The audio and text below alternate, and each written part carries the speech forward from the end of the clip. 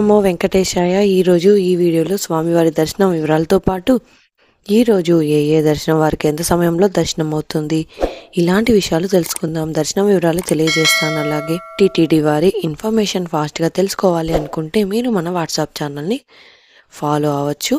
ఈ WhatsApp channel లింకును ఈ video డిస్క్రిప్షన్లో అయితే ఇచ్చానండి. ఈరోజు తిరుమలలో భక్తుల రద్దీ సాధారణం కంటే ఎక్కువగా ఉన్నారు. ఈరోజు శనివారం ఉదయం 5 గంటలకు వైకుంఠంలోని 31 కంపార్ట్మెంట్లలో ఎలాంటి దర్శనం టికెట్స్ మరియు టోకెన్స్ లేని భక్తులు అయితే వెయిట్ చేస్తూ ఉన్నారు. ఈ వైకుంఠంలోని 31 కంపార్ట్మెంట్లలో వెయిట్ చేస్తున్న భక్తులకు, అంటే ఇది వరకు కంపార్ట్మెంట్స్లలో వెయిట్ చేస్తున్న భక్తులకు 15 గంటల సమయంలో దర్శనం అయ్యే అవకాశం అయితే ఉంది అండి. అలాగే ఈరోజు శ్రీవారి సర్వదర్శనానికి, అంటే ఎలాంటి దర్శనం టికెట్స్ లేని భక్తులు క్యూ లైన్లో ఎంటర్ అయ్యే వారికి సుమారుగా 15 గంటల నుంచి 18 గంటల సమయంలో దర్శనం అయ్యే అవకాశం అయితే ఉంది అండి. స్వామివారి దర్శనం కోసం వెళ్లే భక్తులు ఎక్కువగా ఉంటే దర్శన సమయం కూడా పెరుగుతుంది.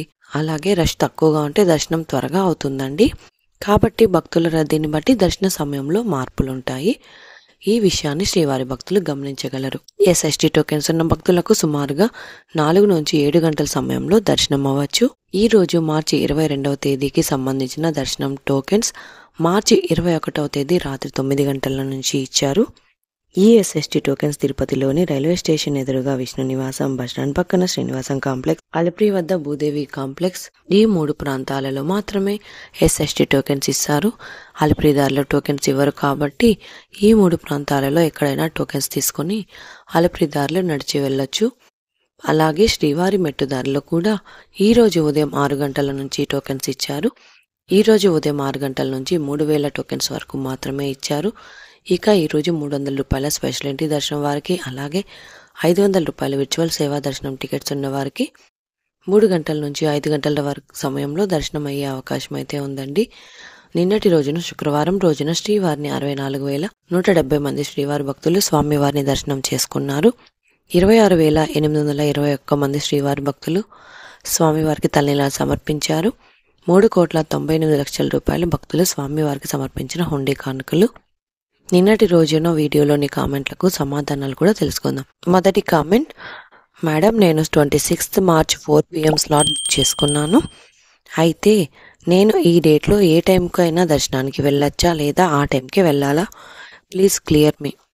మీరు టికెట్ బుక్ చేసుకున్న డేట్ రోజున తప్పకుండా వెళ్ళాలి.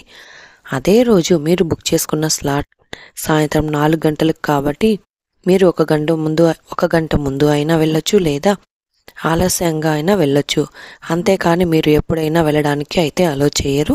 అదే రష్ తక్కువగా ఉంటే మీరు ఎప్పుడు వెళ్ళినా కూడా అలో చేస్తారు. మీరు బుక్ చేసుకున్న డేట్ రోజు మాత్రమే వెళ్ళాల్సి ఉంటుంది. రష్ ఎక్కువగా ఉంటే మాత్రం 1 గంట ముందు అలో చేస్తారండి.